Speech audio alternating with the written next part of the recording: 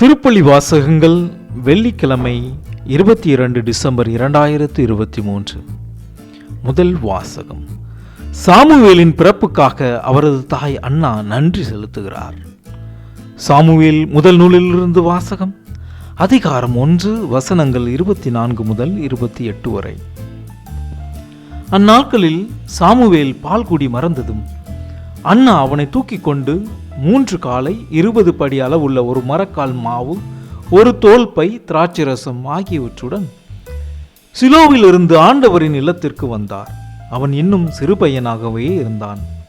அவர்கள் காளையை பலியிட்ட பின் பையனை ஏலியிடம் கொண்டு வந்தார்கள். பின் அவர் கூறியது, என் தலைவரே, உம்மீது ஆணை. என் தலைவரே, உம்முன் நின்று ஆண்டவரிடம் வேண்டிக் கொண்டிருந்த பெண் நானே. இப்பையனுக்காகவே நான் வேண்டிக் கொண்டேன். நான் ஆண்டவரிடம் விண்ணப்பித்த என் வேண்டுகோளை அவர் கேட்டருளினார். ஆகவே நான் அவனை ஆண்டவருக்கு அர்ப்பணிக்கிறேன். அவன் தன் வாழ்நாள் அனைத்தும் ஆண்டவருக்கே அர்ப்பணிக்கப்பட்டவன். அங்கே அவர்கள் ஆண்டவரை தொழுதார்கள். இது ஆண்டவரின் அருள்வாக்கு.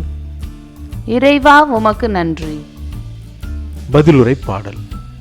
என் மீட்பரான ஆண்டவரில் என் இதயம் மகிழ்கின்றது. ஆண்டவரை முன்னிட்டு என் இதயம் மகிழ்கின்றது. ஆண்டவரில் என் ஆற்றல் உயர்கின்றது. என் வாய் என் எதிரிகளை பழிக்கின்றது. ஏனெனில் நான் நீரளிக்கும் மீட்பில் களிப்படைகிறேன். என் மீட்பரான ஆண்டவரில் என் இதயம் மகிழ்கின்றது. வலியோரின் வில்கள் உடைபடுகின்றன. தடுமாறினோர் வலிமை பெறுகின்றனர்.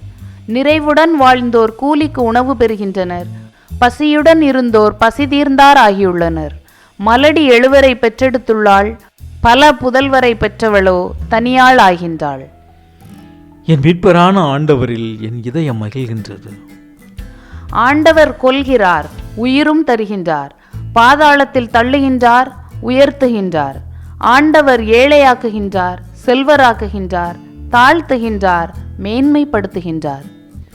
என் மீட்பரான ஆண்டவரில் என் இதயம் மகிழ்கின்றது. புழுதியினின்று அவர் ஏழைகளை உயர்த்துகின்றார்.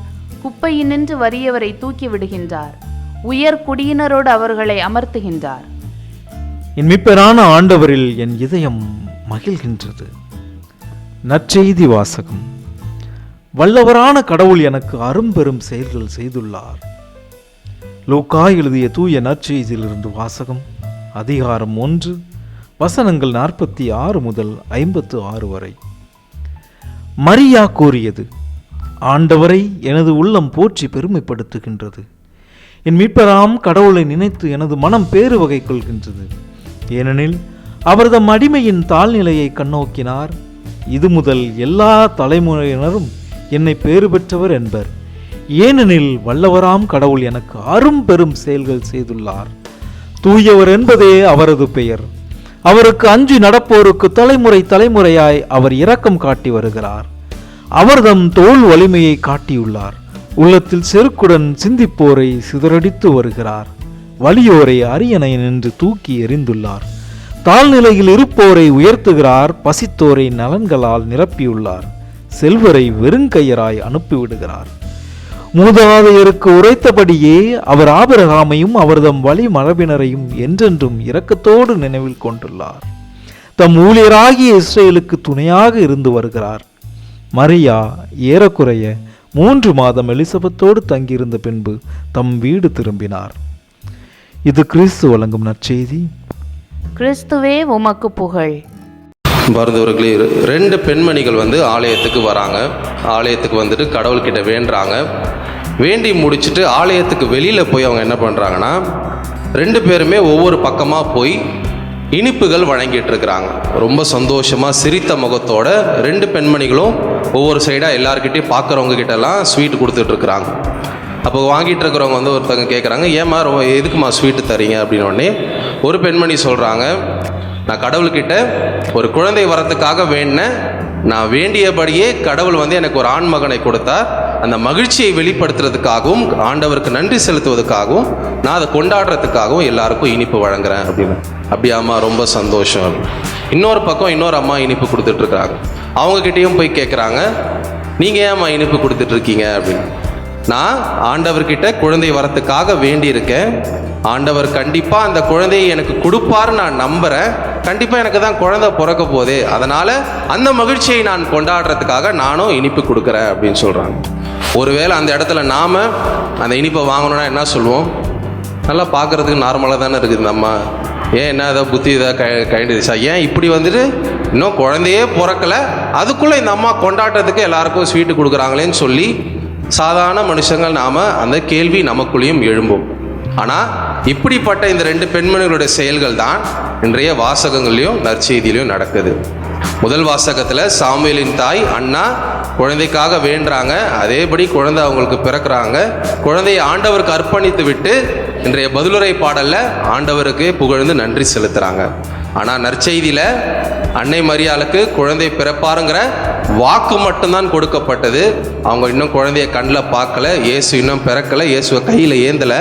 ஆனால் ஆண்டவர் சொன்னது நடக்கும்னு நம்பி பேறு பெற்றவராக அன்னை மரியாள் கடவுளை புகழ்ந்துகிறாங்க. எபிரேயர் 11ஆம் அதிகாரம் 1ஆம் வசனத்தில் வாசிக்கிறோம், நம்பிக்கை என்பது நாம் எதிர்நோக்கி இருப்பவை கிடைக்கும் என்னும் உறுதி, கண்ணுக்கு புலப்படாதவை பற்றிய ஐயமற்ற நிலை. இந்த கண்ணிலே பார்க்காம அது கண்டிப்பாக கிடைக்குங்கிற அந்த ஐயமற்ற நிலை அன்னை மரியாளுக்கு இருந்தனால அவங்களால கடவுளை தன் உள்ளத்தின் ஆழத்திலிருந்து அவங்கள புகழ முடிந்தது.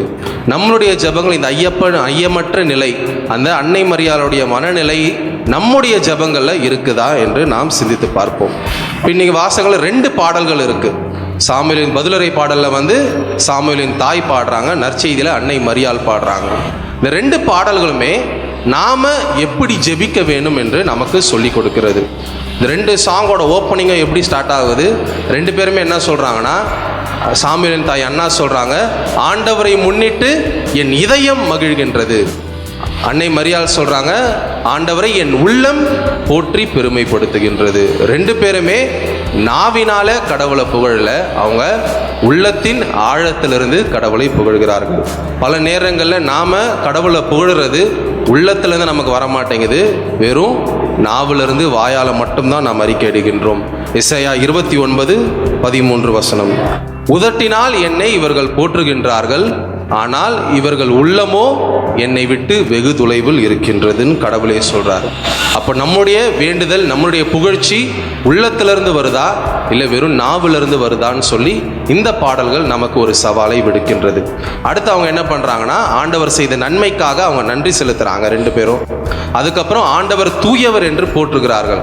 இதுக்கப்புறம் இவங்க 2 பேருடைய பாடல்களுமே, இந்த ஜெபம் 2மே அவங்கள தன்னலம் சார்ந்து இல்லை, அவங்களுக்காக அவங்க வேண்டலை, அவங்க குடும்பத்துக்காக வேண்டலை, அவங்க எல்லாமே அவங்க சுற்றி வாழற மக்களுக்காகவும் அவர்கள் வாழ்கின்ற சமுதாயத்துக்காகவும் மட்டும்தான் அவங்க ஜெபிக்கின்றாங்க.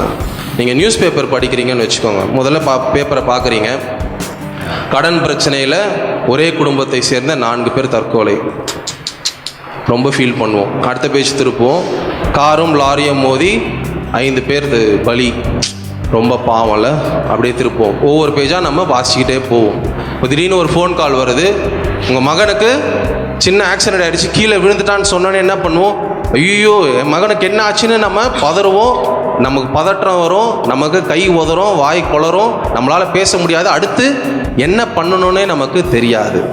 ஆனால் நம்ம அதுக்கு முன்னாடி நம்ம அதை விட மோசமான செய்திகளை நாம் ரொம்ப கேஷுவலாக நம்ம திருப்பி படிச்சுட்டு போயிட்டே இருப்போம். அடுத்தவருடைய கண்ணீர் நமக்கு வெறும் ஒரு செய்தி, அடுத்தவருடைய வலி நமக்கு ஜஸ்ட் ஒரு இன்ஃபர்மேஷன், அடுத்தவருடைய வலியும் வேதனையும் எல்லாமே நமக்கு ஒரு தகவலாக தான் இருக்கின்றது. ஆனால் இந்த 2 பேருடைய பெண்களுடைய ஜெபங்களும் பார்த்தோன்னா, பசித்தவர்களுக்காக வேண்டுறாங்க, எளியோருக்காக வேண்டுறாங்க, வறியவர்களுக்காக வேண்டுறாங்க, தாழ்நிலையில் இருப்பவர்களுக்காக வேண்டுறாங்க. அது மட்டும் இல்லாமல் அவர்கள் வாழ்ந்த சமுதாயத்தில் யாரெல்லாம் அந்த மக்களை அடக்கி ஆள்றாங்களோ, தீமை செய்கிறார்களோ, அந்த தீமைக்கு எதிராகவும் அவர்கள் வேண்டுகிறார்கள். அப்போ நம்மளுடைய ஜெபங்கள் எப்படிப்பட்ட ஜெபமாக இருக்கிறது? நான் மட்டும் நல்லா இருந்தால் போதும், என் குடும்பம் நல்லா இருந்தால் போதும்னு மட்டும் ஜெபிக்கிறோமா? இல்லை நான் சுற்றி இருக்கிறவங்களும் நல்லா இருக்கணும், நான் வாழ்கிற இந்த சமுதாயத்தில் வாழ்கிற ஒவ்வொரு சகோதர சகோதரியும் நல்லா இருக்கணுங்கிற அந்த தன்னலம் மறந்த பிற நலத்துக்காக ஜெபிக்கின்ற மனப்பாங்கு நமக்கிட்டையும் இருக்கா? அன்னை மரியாள் கிட்டையும் அண்ணா கிட்டையும் இருந்த அதே மனநிலை நமக்கிட்ட இருக்கா? நம்ம சிந்தித்து பார்ப்போம். கலாத்தியர் 6ஆம் அதிகாரம் 2ஆம் வசனம், ஒருவர் மற்றவருடைய சுமைகளை தாங்கிக் கொள்ளுங்கள், இவ்வாறு கிறிஸ்துவின் சட்டத்தை நீங்கள் நிறைவேற்றுகிறீர்கள். அப்போ ஒருவர் மற்றவரின் சுமைகளை தாங்கிக் கொள்வது வெறும் ஜபத்தில் மட்டும் தாங்கிக்கிறது இல்லை, அது அடுத்தபடி நம்ம சின்ன சின்ன செயல்கள்னாலையும் உதவினாலையும் நம்ம பிறருடைய சுமைகளை தாங்கிக் கொள்வோம். பேறு பெற்றவர்களாக நாமும் மாறுவோம். விண்ணுலகில் இருக்கிற எங்கள் தந்தையே, உமது பெயர் தூயது என போற்றப் பெறுக. உமது ஆட்சி வருக. உமது திருவுளம் விண்ணுலகில் நிறைவேறுவது போல மண்ணுலகிலும் நிறைவேறுக. எங்கள் அன்றாட உணவை இன்று எங்களுக்கு தாரும். எங்களுக்கு எதிராக குற்றம் செய்வோரை நாங்கள் மன்னிப்பது போல எங்கள் குற்றங்களை மன்னியும். எங்களை சோதனைக்கு உட்படுத்தாதேயும், தீமையிலிருந்து எங்களை விடுவித்தருளும். மிகவும் இரக்கமுள்ள தாயே, உமது அடைக்கலமாக ஓடி வந்து உம்முடைய உதவி நன்மைகளை இறந்து உம்முடைய பரிந்துரையை கெஞ்சி கேட்ட ஒருவராகிலும் உம்மால் கைவிடப்பட்டார் என்று உலகில் சொல்ல கேள்விப்பட்டதில்லை என்பதை நினைத்தருளும். கன்னியருடைய அரசியான கன்னியே, தயையுள்ள தாயே, இத்தகைய நம்பிக்கையால் தூண்டப்பெற்று உம்முடைய திருவடியை அண்டி வருகிறேன். பெருமூச்சுடனும் அழுகையுடனும் பாவி நான் உம் கருணைக்கு காத்துக்கொண்டு உம் திருமுன் நிற்கிறேன். மனு உருவான வாக்கின் அன்னையே, என் மன்றாட்டை புறக்கணியாமல் எனக்காக தயவாய் வேண்டிக் கொள்ளும். ஆமேன். அமலோற்பவியான புனித மரியாயே, பாவிகளுக்கு அடைக்கலமே, இதோ உம்முடைய அடைக்கலமாக ஓடி வந்தோம். எங்கள் பேரில் இரக்கமாயிருந்து எங்களுக்காக உம் திருமைந்தனை வேண்டிக் கொள்ளும்.